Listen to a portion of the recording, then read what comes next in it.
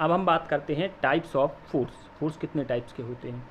Force may be classified into the following two types. दो types के होते हैं, कॉन्टैक्ट फोर्स और नॉन कॉन्टैक्ट फोर्स। तो सबसे पहले बात हम करते हैं कॉन्टैक्ट फोर्स की।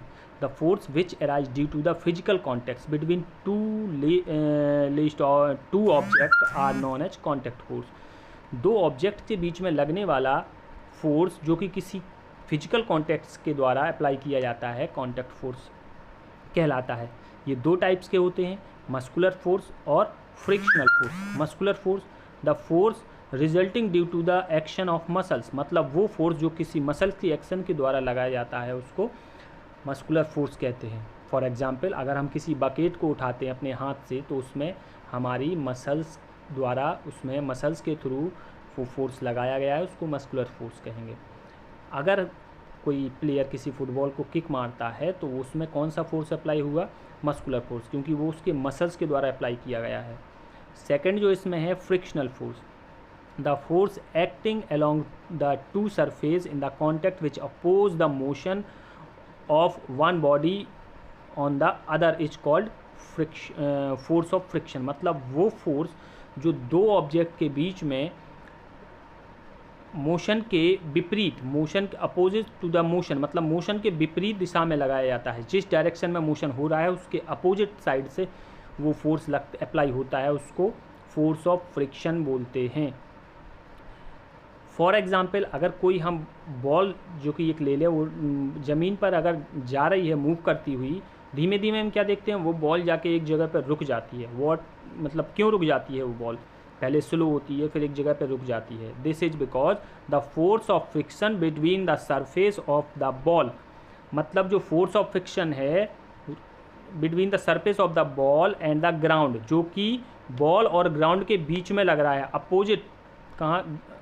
Between the ball and the ground that oppose the motion, जो कि बॉल और ग्राउंड के बीच में लग रहा है और मोशन के अपोजिट लग रहा है of the ball.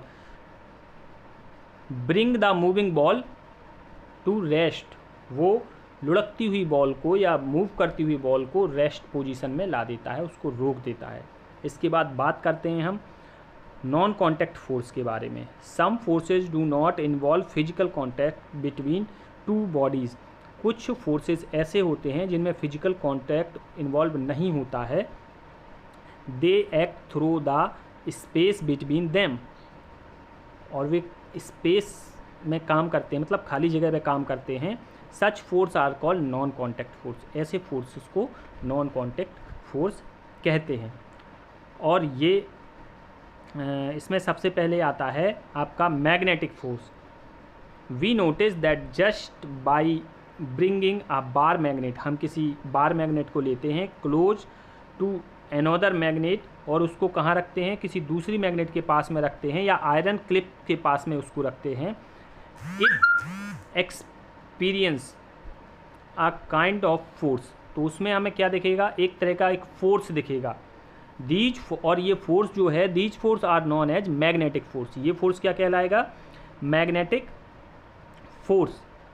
And occur only when magnetic materials are brought close to iron. और हम क्या देखेंगे कि मैग्नेटिक मटेरियल इसी वजह से, इसी फोर्स की वजह से मैग्नेटिक मटेरियल जो हैं वो आयरन की ओर ट्रैक्ट होते हैं या फिर उसके क्लोज चले जाते हैं मैग्नेटिक फोर्स के कारण।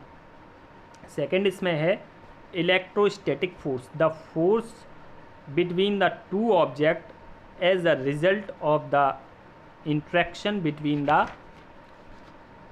Charges on them is termed as electrostatic force. मतलब वो फोर्स जो कि दो ऑब्जेक्ट के बीच में लगता है और उसका रिजल्ट होता है कि interaction between the charges on them, उनके बीच में कोई चार्जेज इंट्रैक्शन हो जाता है, मतलब कोई चार्ज उसमें अटैच हो जाता है, उसको इलेक्ट्रोस्टैटिक फोर्स कहते हैं।